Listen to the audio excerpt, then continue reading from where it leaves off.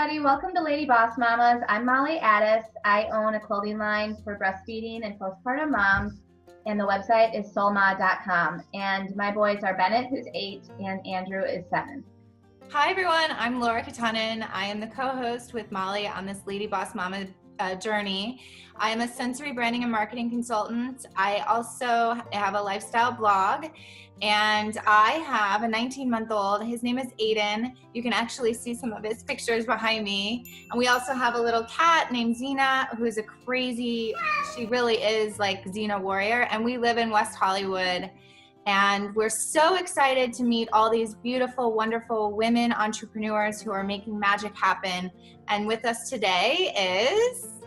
Hi everyone, my name's Alexia Garcia. I'm the owner of Breastfeeding World, which is an organization that focuses on empowering women all around the globe. I have a 4-year-old, her name's Francesca, and I'm a single mommy. Very happy to be one. Yeah, Alexia, I'm a single mom too, so a newer one, but I kind of get it. I'm learning. Yeah. So can you tell us about Breastfeeding World and the organization? And kind of the history. I think you're a photographer. Yeah, absolutely. So Breastfeeding World started back in 2013. Francesca was about 4 months old when we moved back to New York City to live with my brother. And it was very interesting. My mom came across a publication in one of the newspapers in New York City about the Big Latch On event that was happening back there. So I was already a photographer then, and I was doing families and children's in New York City. So, she told me, let's go to the event, let's do this, let's do that. So we stepped back and decided to go to the event. Prior to that, like almost maybe 2 weeks before that, my mom and I were traveling back from a party that we had been invited to, and we were in the subway, and I was nursing Francesca. I was really not comfortable with nursing in public, to be honest. And I had 2 beautiful covers that were given to me when she was born. So I was, it's probably around February, March maybe, and we were very, very cold. So with my, all my coats and Francesca and my cover on top. And it turns out that I dozed off for like a brief 2 minutes, maybe even less. When I regained my conscious per se, I see this lady right in front of me with a camera on my face taking a picture of me. And I was afraid. I was like perplexed. I remember I woke up my mom, who was also a little bit tired, and I'm like, somebody just took a picture of me nursing Francesca.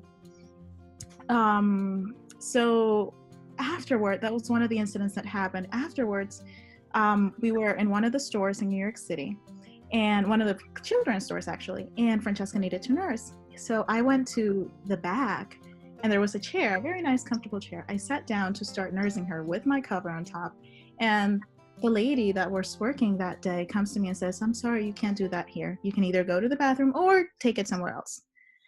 And by then, I was 22, if I'm not wrong. And it was my first time, being a mom. I had no idea of what my rights were. I had really no education whatsoever as to what I should have done. So we just left. So a few of those, stories were shared with me as well. When my mom told me to go to prompt me to go to this event, the community event in New York City, it was a very nice day outside. My mom, dad, and Francesca and myself went. I remember I grabbed about 20 model releases, and I'm like, I'm bringing my camera. I'm going to meet these amazing moms. I'm going to take some pictures and, just share with them. So I got there, and I got the very nice opportunity of meeting 4 beautiful women who shared with me similar stories to the one that I had. And those were my first 4 breastfeeding photo sessions that I ever did. After that, we went back home. A few weeks went by, and I'm talking to my mom and my brother. I lived with them. And, I'm like, listen, guys, I don't understand why, New York City is a big, big place. And we went to the event, and I'm thinking I'm going to find hundreds of moms there. There were no more than 20 maybe altogether. So to me, it was a shock to see that not many moms had been participating in this event. So I tell my mom and my brother, I'm like, I want to try to do something. I'm very good at photography. I just don't know what exactly it is. So I went to sleep. I didn't sleep, obviously. I woke up the next day, and I come out and I'm like, I have an idea. So I'm going to photograph 50 New York City moms in different locations around the city. And these are going to be public breastfeeding, no covers whatsoever. So the mom has to be okay with, nursing in public. And we're going to share their experiences. So I remember my mom telling me, we barely met 20. How are you going to find 50? So I turned to her and I'm like, leave it to me. I ended up photographing 85 New York City moms the first time around. And we covered different locations all around the city. We went to Coney Island, Manhattan, Harlem, Upper West Side, Upper East Side, everywhere. We were everywhere where you wanted. I partnered with local makeup artists and local photographers as well, who were my second photographers during this time. And we started the project. So it started as a Breastfeeding World photo project. And I think we all have that experience when you describe of being in the store and then you are like asked to leave basically. And I had the same experience my first time breastfeeding in public, and this was the inspiration for me creating my clothing line. But I remember that feeling of shock, because I was as a first time mom, you feel like you're supposed to breastfeed. It's best for you and it's best for the baby.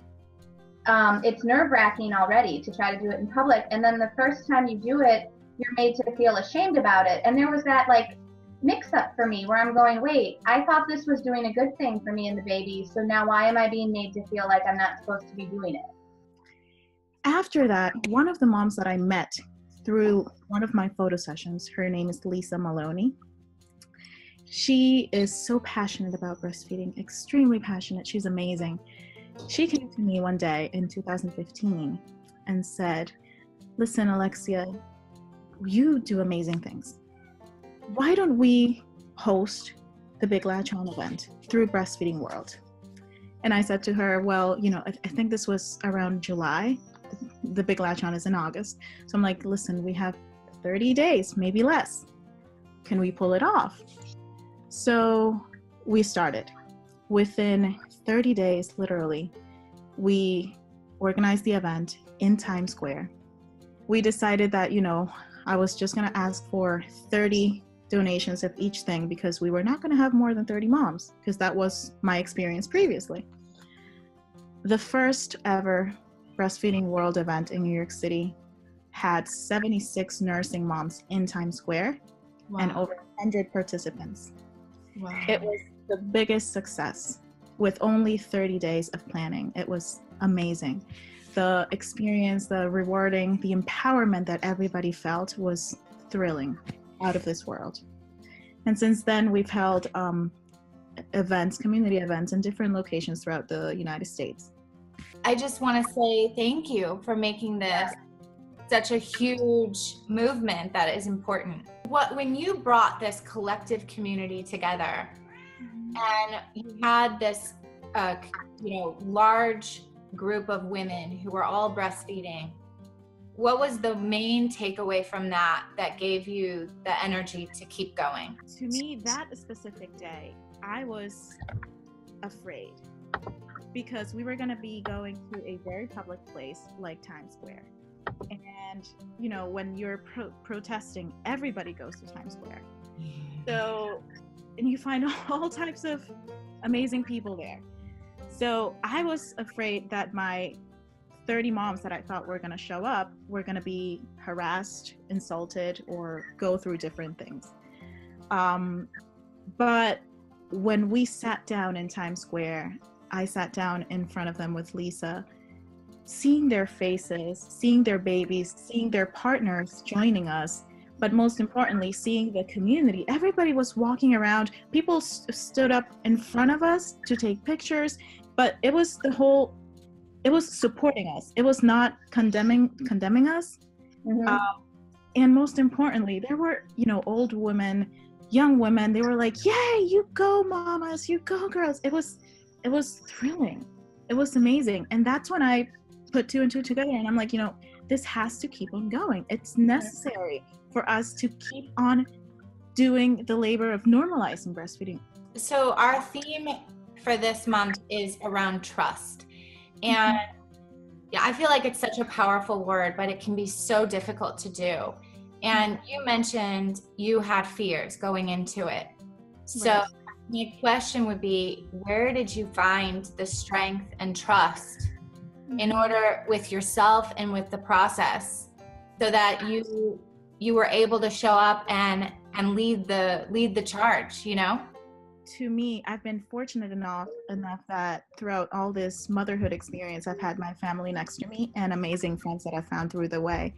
So having my mother, my older brother Christian, who are the co-founders of Breastfeeding World, and having Lisa next to me was what gave me that you can do it feeling. And what would you say to a new mom who is nervous about breastfeeding in public, about this idea of trusting herself and her body? And there obviously are legal rights that she has, but what about the emotional, what about that idea of trust and her experience? I was also not confident with nursing in public myself. And I think that it's very important for you to understand as a mom that what you're doing is such a natural thing. It's such a natural part of being a mom. If you choose to breastfeed, if you choose to bottle feed, that's another thing. But nursing comes with being a mom. So keeping that in mind, keeping that in your heart is probably what's going to make you be able to stand up for yourself. How does the support system work? So like if I am a new mom and I'm listening to this and I'm struggling with this, is there a way that I can reach out locally to a chapter of yours or something that connects more on a local level? So right now we are in the process of expanding to different locations within the United States. And also most importantly outside the United States. So I'm originally from Ecuador and I speak Spanish and Portuguese.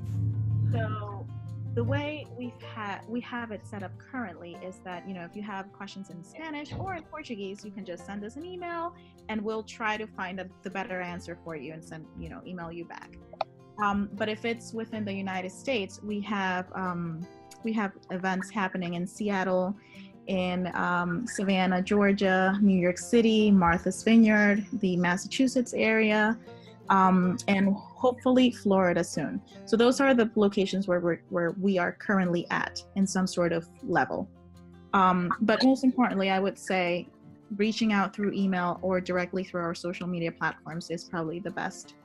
We're able to connect you with different institutions or different people that can help you most likely. Like, what's your ultimate vision with the company and where you see it going? I named it Breastfeeding World because my idea has always been photographing women throughout the world in different iconic locations. So I created a platform to invite volunteer artists to join. Right now I have a photographer in Mexico that's we're working together to do photo sessions in Mexico. Portugal, Argentina is a possibility. So we're expanding the photography part that way. And then, who knows, maybe the events follow as well. Well, thank you so much for your time on a Saturday, and your daughter is adorable. Thank you. And we really appreciate that. And we do these interviews every week, so please subscribe to our channel. And, thank you for being with us today. And we'll talk to you soon. All right. Thank you, ladies. Bye, everyone. Bye.